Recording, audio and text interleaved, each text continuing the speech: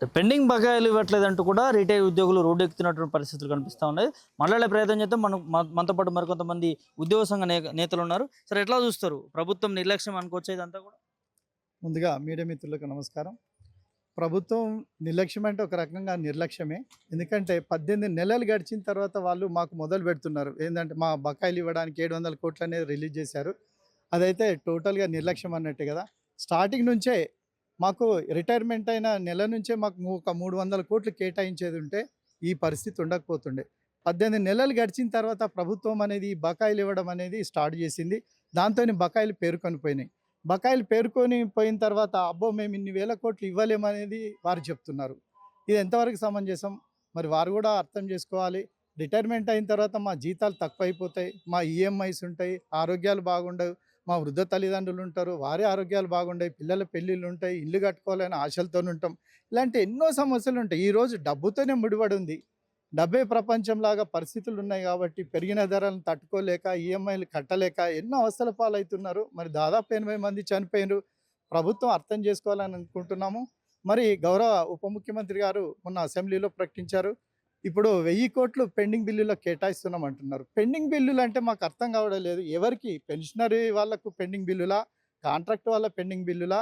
లేక ఉద్యోగస్తుల బకాయిలు ప్రెజెంట్ వర్కింగ్ వాళ్ళకు సంబంధించిన పెండింగ్ బిల్లులు అనేది వారు స్పష్టం చేస్తే బాగుంటుంది. మరి ఆ 1000 కోట్లలో పెన్షనర్లకు ఎంత నిర్దిష్టంగా దాంట్లో ఒక 500 కోట్లు మాకు కేటాయిస్తున్నారని వారు డైరెక్ట్‌గా మాకు ప్రకటిస్తే కొంతవరకన్నా మాకు వస్తాయనే ఆహ్, అది కలుగుతుంది. మాకు కూడా మళ్ళీ నెక్స్ట్ లైన్‌లో ఉంటామనేది మాకు మనసుకు వస్తుంది కాబట్టి కొంత ధైర్యంతోని ఉండగలుగుతాం. పెండింగ్ బిల్లులు అంటున్నారు. ఆ పెండింగ్ బిల్లులు ఎవరికి పోతున్నాయో తెలవడం లేదు. కొంతమందికి గ్రాట్యుటీ వస్తుంది. కొంతమందికి జీపీఎఫ్ వస్తుంది. మళ్ళా కొంతమందికి ఎవరో కొంతమందికి మొత్తం వస్తున్నాయి అని అంటున్నారు. కోర్టు పోయిన వాళ్ళకి ఇస్తున్నట్టున్నారు. కోర్టు పోయిన వాళ్ళకి కూడా మొత్తం రావడం లేదు.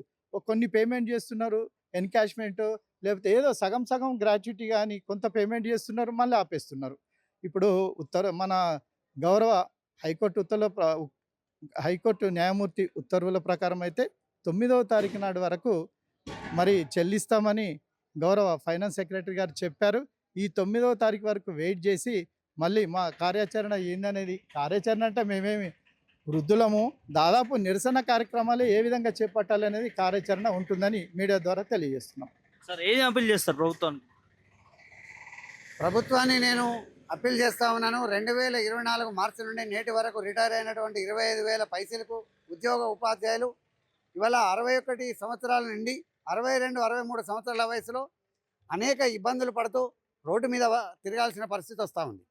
18 మాసాలు మార్చి 24 నుండి వెయిట్ చేసి కొత్త ప్రభుత్వం కదా కొంత ఇబ్బందులు ఉంటే మాకు అవకాశం కల్పించి ఓ 18 మాసాలకైనా మాకు ఇవ్వదా అని ఎదురు చూసాం. కానీ ఇవ్వకపోవడం వలన మంత్రులను, ముఖ్యమంత్రి గారిని మరియు ఎమ్మెల్యేలను, ఎమ్మెల్సీలను, అధికారులను ఇంటింటికి తిరిగి ప్రతి ఒక్కరిని కలిసి వినతి పత్రాలు ఇవ్వడం జరిగింది. అయినా స్పందించకపోవడం వల్ల ధర్నాలు చేశాం, నిరసనలు చేశాం. మరి అయినప్పటికీ కూడా ఫలితం కనబడలేదు.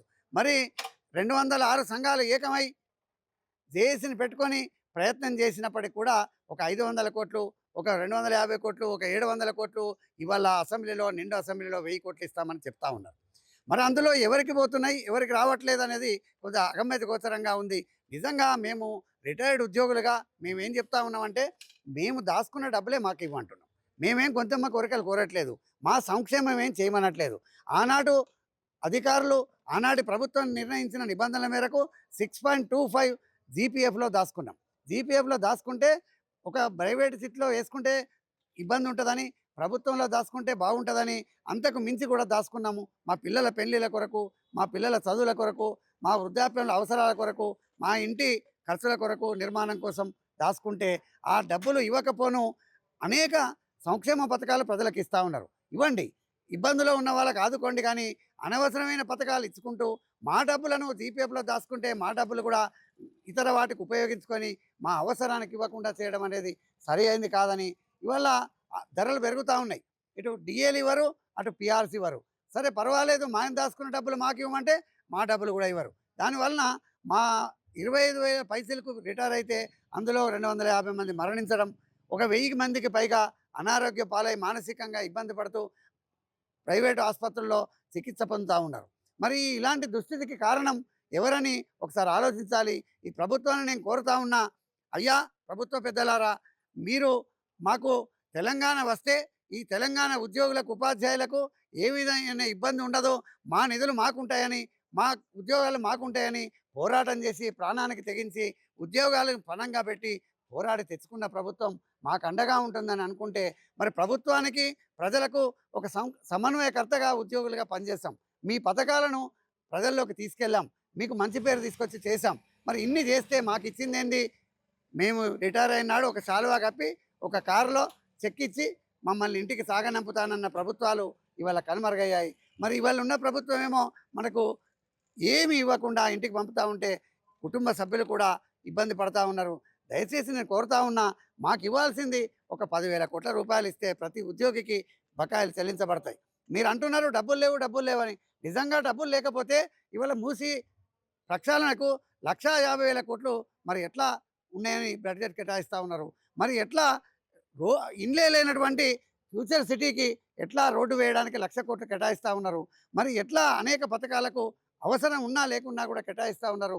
మేము ఈ తెలంగాణ ప్రజల్లో మేము కూడా ఒక ఓటర్లమే. మరి ఓటర్లకు సంక్షేమం ఇస్తానన్నటువంటి వాళ్ళు నిజంగా మేము దాచుకున్న డబ్బులు మేము కూడా ఓటర్లమే కదా, మాకు ఎందుకు ఇవ్వట్లేదని మీ ద్వారా ప్రశ్నిస్తూ ఉన్నాం. నిజానికి ఇవాళ ఆర్థికంగా మేము ఆనాడు రిటైర్ అయినాడు కనుక ఇస్తే మా బిడ్డ పెళ్లి కొరకు అనుకున్నాం, బంగారం కొంటే ఓ 10-20 తులాలు ఇస్తామని. ఇవాళ 5 తులాలు కూడా వస్తలేదు. మరి అలాంటి దుస్థితికి మేము దిగజారిపోయినాం. కాబట్టి దయచేసి మీ ద్వారా ప్రభుత్వ పెద్దలను అడుగుతా ఉన్నాం. నిన్న అసెంబ్లీలో మీరు ఒక తీర్మానం చేసిరు, చాలా ధన్యవాదాలు, స్వాగతిస్తూ ఉన్నాం.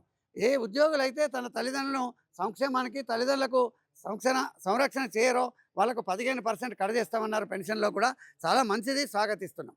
మంచి ఆలోచన చేశారు. మేము కూడా పెద్దలమే కదా, వృద్ధాప్యంలో ఉన్నాం కదా. మరి మమ్మల్ని మా బకాయిలు ఇవ్వకపోతే, మా సంక్షేమం చూడకపోతే ఈ ప్రభుత్వ పెద్దలను ఏమని అడగాలి, ఎవరిని అడగాలి, ఎవరి దగ్గరికి వెళ్ళి కాకపోవాలి? మరి ఆ ప్రభుత్వ పెద్దలారా, మాకు రావాల్సిన బకాయిలు వెంటనే ఇచ్చి మమ్మల్ని ఆదుకోవాలని మేము రిక్వెస్ట్ చేస్తూ ఉన్నాము, మరి డిమాండ్ చేస్తూ ఉన్నాము. దయచేసి ఇది విన్నపంగా భావించి, మరి ఎందుకు మనసు రావట్లేదో ఈ ప్రభుత్వ పెద్దలకు ఎందుకు మనసు రావట్లేదో, మా పట్ల ఎందుకు కోపమో నాకు అర్థం అవ్వట్లేదు. మేమంతా విద్యాబుద్ధులు నేర్పితే ఇవాళ ఆ సీట్లో ఉన్నటువంటి వ్యక్తులు మాకే ఈ విధమైన నిర్ణయం చేయడం సరైనది కాదని వెంటనే మా గోడు విని మీ ద్వారా ఆ మాటలు విన్న తర్వాత మాకు ఏక మొత్తంలో ఇచ్చి మమ్మల్ని ఆదుకోవాలని ఈ ప్రభుత్వ పెద్దలను మనసున్న ఆ ముఖ్యమంత్రి గారిని కూడా నేను కోరుతా ఉన్నాను.